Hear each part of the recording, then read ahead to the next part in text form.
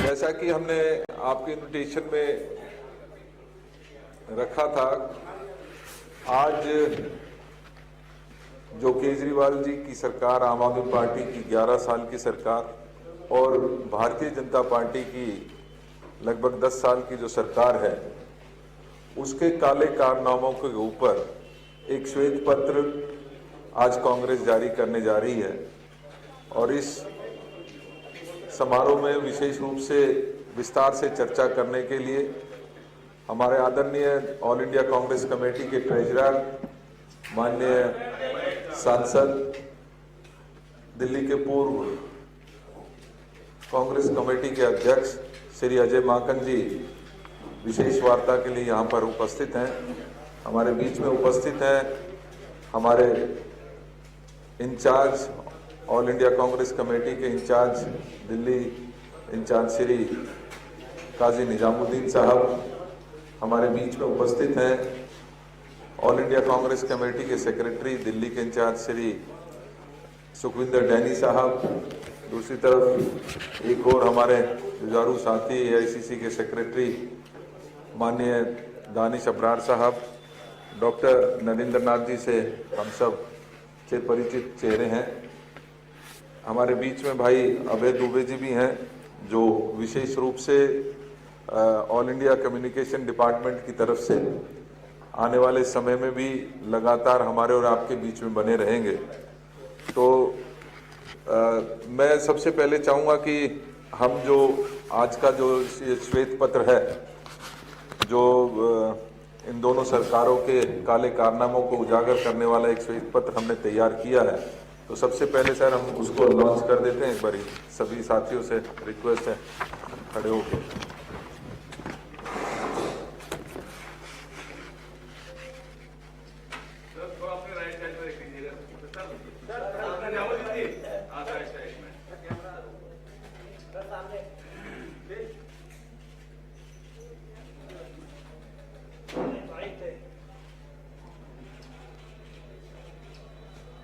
Thank you ji, thank you.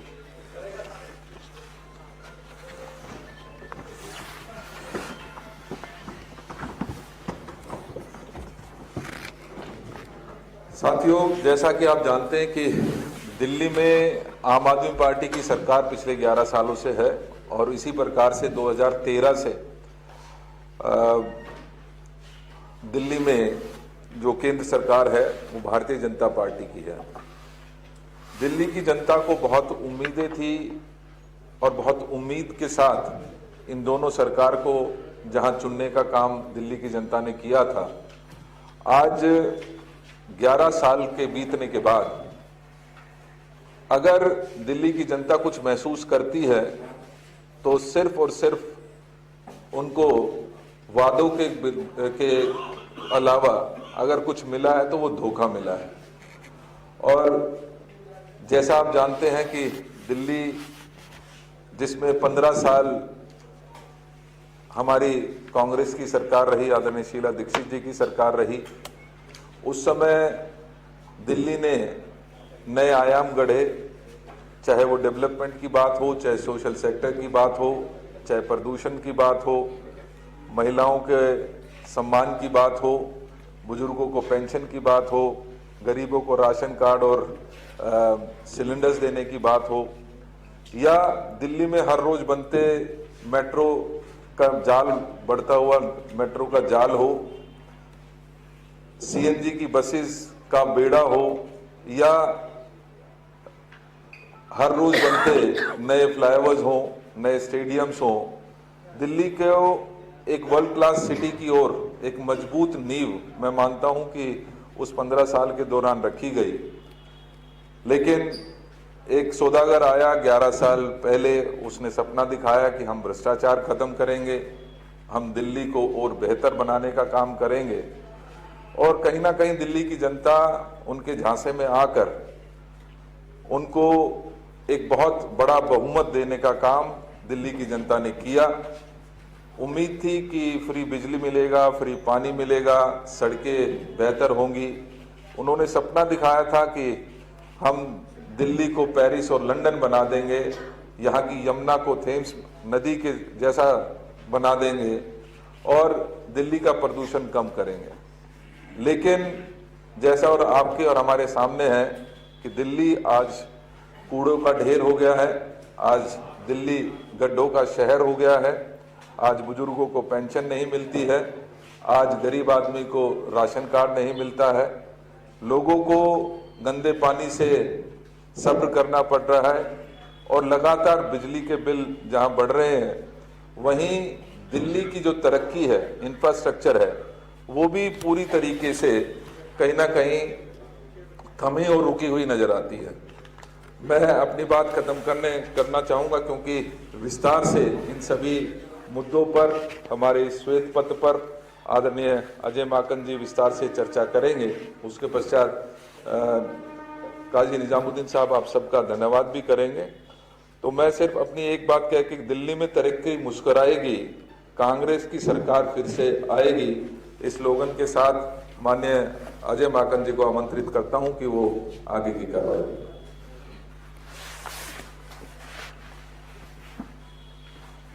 आप सब लोगों का बहुत बहुत स्वागत है साथियों।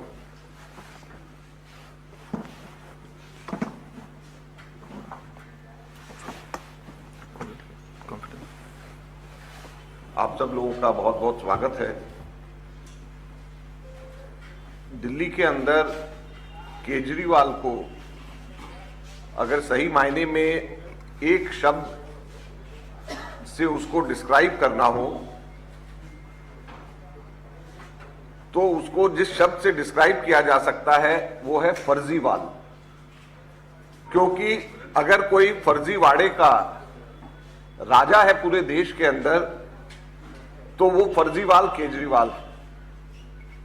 और इसलिए हम केजरीवाल के काले कारनामों के ऊपर श्वेत पत्र आज लेकर के यहां पर आए हैं।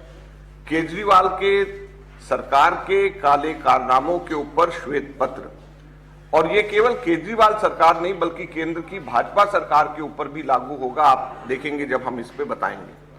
और इसलिए हमने जो इसका मुख पृष्ठ के ऊपर जो दिया है, जिसको हम आगे लेकर के जाएंगे, मौका मौका हर बार धोखा। तो ये जो धोखाधड़ी का काम केजरीवाल सरकार ने किया है, इसको शुरुआत के अंदर 12 पंक्तियों के अंदर एक कविता के रूप में हम लोगों ने बनाया है। सबसे पहले मैं ये 12 पंक्तियां एक कविता के रूप में एक बार मैं पूरा पढ़ देना चाहता हूं। उसके बाद में फिर इसमें एक एक के ऊपर विस्तार के साथ में आंकड़ों के साथ में बताऊंगा कि ये श्वेत पत्र का मतलब क्या है और क्यों हम इसको श्वेत पत्र कह रहे हैं। मौका मौका हर बार धोखा।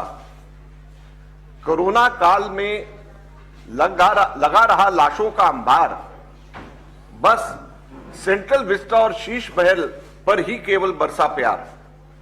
1780 करोड़ रुपए पेंशन बुजुर्गों की भुलाई, कुछ यूं लाठी बुढ़ापे की इस केजरीवाल की सरकार ने चुराई। राशन कार्ड बने नहीं, जनगणना से केंद्र ने कर दिया इनकार। जुगलबंदी दोनों की में फंसी दिल्ली झेल रही है मार। झुग्गियों पर चलाकर बुलडोजर 2,80,000 लोगों को कर डाला बेघर। 38% डॉक्टर नहीं, 10,250 करोड़ की कमी से जूझ रहे अस्पताल। रचते रहे बस जुमलों का जंजाल। 56,000 इकोनॉमिकली वीकर सेक्शन की सीटें खाली। अध्यापक और प्रिंसिपल स्कूल में नहीं, सरकार मौज में डूबी रही, शीश महल के पूल में डूबी रही। 40% बढ़े बिजली के बिल, 44% घरों में पानी गंदा। भ्रष्टाचार को बना लिया केवल अपना धंधा। हर बारिश में डूबी दिल्ली, सड़कें बनी तालाब। 2 महीनों में 30 मौतों का दिल्ली मांग रही है जवाब। बुझाकर चूल्हे 2,31,000 घरों के 500 करोड़ प्रति वर्ष से रोशन कर रहे अपने चेहरे। जलाए जा सकते थे 2,31,000 घरों के चूल्हे, 500 करोड़ प्रति वर्ष से रोशन कर रहे अपने चेहरे। नदी को बनाया नाला, बहते केवल झाग। साल बीत गए 10, ना यमुना हुई साफ। 3652 दिन बीत गए, भूल गए जन लोकपाल, ईमानदारी की रचकर माया, बुना घोटालों का जाल। लंदन नहीं बनाया लेकिन करा प्रदूषण में नंबर 1, 500 किलोमीटर की टूटी सड़कें और 213 फीट के कचड़े के बने पहाड़। तो ये केजरीवाल के ये 12 पंक्तियां इनके 10 वर्ष को पूरी तरीके से समाप्त करती हैं।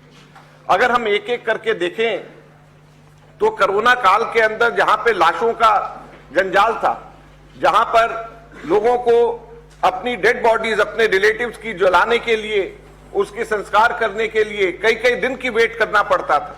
दिल्ली में ऑक्सीजन की कमी थी, दिल्ली के अंदर आईसीयू की कमी थी, लेकिन पैसे कहां खर्च हो रहे थे? पैसे अस्पताल को बनाने में खर्च नहीं हो रहे थे, पैसे अपने शीश महल को बनाने में खर्च हो रहे थे केवल उसी समय के ऊपर। और ये केवल दिल्ली सरकार नहीं, केंद्र सरकार के अंदर मोदी भी वही पैसे जो कि गरीब लोगों के ऊपर, उनकी हेल्थ के ऊपर खर्च होने चाहिए थे, सेंट्रल विस्टा के ऊपर खर्च कर रहे थे। तो इसलिए हम कहते हैं कोरोना काल में लगा रहा लाशों का अंबार सेंट्रल विस्टा और शीश महल पर ही केवल बरसा प्यार। पेंशन, आज दिल्ली के अंदर कोई भी बुजुर्ग व्यक्ति अपनी पेंशन अगर लगाना चाहता है तो उसको दिक्कत आती है। लेकिन हैरानी की बात यह है कि 10 वर्षों के अंदर 1780 करोड़ रुपया, आप सोचिए 1780 करोड़ रुपए से कितने लाखों बुजुर्गों को पेंशन मिल सकती थी। यह बजटरी एलोकेशन होता है लेकिन बजट लैप्स हो जाता है। यह सरकार खर्च ही नहीं कर पाती आपस के झगड़ों के अंदर। एक झगड़ा तो इनका आपस के अंदर यह हुआ कि 2000 की पेंशन मिलती है, जिसमें से 2000 में से 200 सेंट्रल गवर्नमेंट देती है, 1800 दिल्ली गवर्नमेंट देती है। शुरू से चलता आ रहा है। और 200 सेंट्रल गवर्नमेंट और दिल्ली गवर्नमेंट के झगड़े की वजह से 6 महीने पेंशन टाली रही, 6 महीने पेंशन नहीं दे पाए, क्योंकि 200 रुपया 2000 में से अगर 200 सेंटर का नहीं आ रहा तुम 1800 दे दो, 200 बाद में दे सकते, लेकिन नहीं, पूरे के पूरे 2000 के 2000 रोक करके रखा, क्योंकि सेंटर के ऊपर और ये दोनों फुटबॉल एक दूसरे के साथ खेलते रहे। और कुल मिलाकर के 10 वर्षों में 1780 करोड़ का लैप्स हो गया बजट, जो कि बुजुर्गों को पेंशन को दिया जाना चाहिए। राशन कार्ड, आज दिल्ली के अंदर सबसे बड़ा मसला, आप लोगों के बीच में जाएं तो राशन कार्ड बनने नए बंद हो गए, और राशन कार्ड नए बनने बंद हो गए, पुराने राशन कार्ड भी हटाए जा रहे हैं। और राशन कार्ड नए बन सकते हैं 2 तरीके। एक तो जनगणना अगर हो तो टोटल जितनी गिनती है लोगों की वो दोबारा से हो, तो परसेंटेज ऑफ हाउस होल्ड जो बिलो पॉवर्टी लाइन और जो पुअर कैटेगरी के हैं उस परसेंटेज के अनुपात के अंदर बढ़ जाएंगे। और दूसरा तरीका यह है कि और राज्य सरकारें कई कर रही हैं, जिसके अंदर खुद जो है वो अपने राशन कार्ड, अपने सेंट्रल गवर्नमेंट पैसे, अगर स्टेट गवर्नमेंट दे तो सेंट्रल गवर्नमेंट राशन देने को तैयार रहती है, स्टेट गवर्नमेंट जो है उनको और राशन कार्ड उपलब्ध करा सकती है। कई स्टेट्स करा रहे हैं, हमारे कांग्रेस रूल स्टेट्स भी कई जगह पे करा रहे हैं। तो ऐसी स्थिति के अंदर क्यों ये दिल्ली के अंदर राशन कार्ड बनने के लिए बंद हुए हैं, जो कि सबसे बड़ी इस वक्त यहां पर दिल्ली में दिक्कत है। गरीब लोगों के लिए झुग्गियों के ऊपर मकान देने के लिए सबके सब लोग वायदा ये लोग करते रहे। दुख की बात यह है कि 2023 अकेले एक वर्ष में, पिछले वर्ष में अकेले एक वर्ष में यहां पे जो लिखा है 2,80,000 लोगों को कर डाला बेघर, ये अकेले 2023 की फिगर्स है। एक housing and land rights network है, एक संस्था है, उसने दिल्ली के जितने भी लोगों को बेघर किया गया है उसको सालवार उसका उन्होंने निकाला है। और उन्होंने ये बोला है कि अकेले 2023 में केंद्र सरकार और दिल्ली सरकार ने मिलकर के, जब G20 का समिट सितंबर में 2023 में हुआ था, उसकी तैयारी के लिए दोनों सरकारों ने मिलकर, वैसे झगड़ते रहते हैं आपस के अंदर, लेकिन जब झुग्गी वालों को विस्थापित करना होता है, जब झुग्गियां तोड़नी होती हैं, तो दोनों के दोनों ने मिलकर के 2,80,000 झुग्गियां दिल्ली के अंदर डिमोलिश करी। और दुख की बात यह है कि इसमें से 90% से भी ज्यादा लोगों को कोई भी वैकल्पिक जगह नहीं मिली है। सबके सब लोग जो हैं खुले आसमान के नीचे रहने के ऊपर उसके बाद में मजबूर हो रहे हैं। और उससे पहले हर वर्ष ये इस तरीके से झुग्गियां टूट रही हैं, लेकिन उनको कहीं पर भी कोई रिस्पाइट नहीं, कोई उनकी मदद नहीं। दिल्ली के अंदर ये लोग कहते हैं, मोहल्ला क्लिनिक की बात करते हैं, हॉस्पिटल्स की बात करते हैं। हैरानी की बात यह है, अभी सितंबर के अंदर एक हेल्थ डिपार्टमेंट की मीटिंग हुई, 10,250 करोड़ रुपए की जरूरत है। जैसे इसमें लिखा है 30% डॉक्टर नहीं, 10,250 करोड़ की कमी से जूझ रहे अस्पताल। जो अभी जहां पे 14 हॉस्पिटल्स के अंदर कंस्ट्रक्शन चल रही है एग्जिस्टिंग हॉस्पिटल्स में, तो उसमें 10,250 करोड़ रुपए की कैपिटल एक्सपेंडिचर की जरूरत है। उसमें 10,250 करोड़ की जरूरत है और इस साल एलोकेशन केवल 372 करोड़ की करी गई। या आप लिख लें, ये इसमें नहीं है, 372 करोड़ की केवल इस वर्ष इसमें एलोकेशन करी गई है। तो इस हिसाब से 30 वर्ष लगेंगे, जो कि काम अभी चल रहा है उसको पूरा होने में 30 वर्ष लगेंगे। और ये हॉस्पिटल्स को चलाने के लिए 8,000 करोड़ रुपया इन हॉस्पिटल्स को चलाने के लिए पैसे चाहिए और इनके पास में पैसे नहीं। तो जब इनके पास में पैसे नहीं है तो कहां से ये गरीब आदमियों के इलाज के लिए ध्यान रखेंगे, जो कोरोना में हो रहा था। हाँ, लेकिन एक चीज के लिए पैसे हैं इनके पास में, एडवर्टीजमेंट करने के लिए अपने, उसके ऊपर हम लोग आएंगे। हमारे स्कूल्स के अंदर जो हाई कोर्ट ने इसका संज्ञान लेना पड़ा, 56,000 ईडब्ल्यूएस की सीटें खाली। हमारे स्कूल्स के अंदर, दिल्ली के अंदर वाइस प्रिंसिपल्स हमारे स्कूल्स में नहीं है, अध्यापक हमारे यहाँ पे स्कूल्स में नहीं है। तो इसलिए हम ये कह रहे हैं कि अध्यापक नहीं स्कूल में, सरकार मौज में डूब रही है शीश महल के पूल में। तो इसलिए इस कविता की ये पंक्ति बनाई है कि स्कूल में तो अध्यापक नहीं और ये पूल में अपने मजे ले रहे हैं और इनको कोई चिंता दिल्ली की नहीं है। दिल्ली के अंदर बिजली के औसत जो दरें हैं वो हिंदुस्तान में सबसे ज्यादा है और उसके ऊपर भी 40% दिल्ली के रेट बढ़ाए हैं। 44% घरों के अंदर गंदा पानी आ रहा है और ये स्थिति दिल्ली के अंदर है। इसमें अभी एक लिखा है 2 महीने में 30 मौत हुई। ये जुलाई और अगस्त अभी 2024 की बात है, जब बारिश के दौरान केवल 2 महीने के अंदर दिल्ली में 30 लोग मारे गए। तो यह स्थिति दिल्ली में, जो कि भारत की राजधानी है, कि बारिश होती है और बारिश के अंदर लोगों को इलेक्ट्रोक्यूशन से कोई मर रहे हैं घरों के अंदर, या बच्चे जो हैं पढ़ते पढ़ते लाइब्रेरी के अंदर सीवर लाइन टूट गया, वहां पर उनकी डेथ हो रही है। तो ऐसी स्थिति के अंदर देश की राजधानी में ये कहते हैं कि इनको दोबारा से मौका मिले, तो क्यों मिले।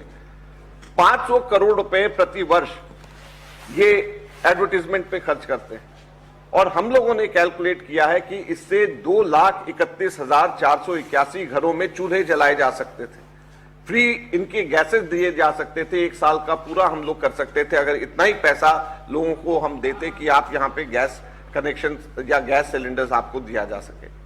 नदी को बनाया नाला, बहते केवल झाग, साल बीत गए 10, ना यमुना हुई साफ। हर बार 5-5 साल की आगे का ये कह देते हैं कि अभी हम करेंगे और उसके बाद में कुछ नहीं होता। जन लोकपाल का क्या हुआ? 3,652 दिन, 10 साल गुजर गए, जन लोकपाल अभी तक नहीं बना। ये कहते हैं कि दिल्ली के अंदर इनको एलजी नहीं बनाने देता। दिल्ली में एलजी नहीं बनाने देता, पंजाब में बना लीजिए। आपको कौन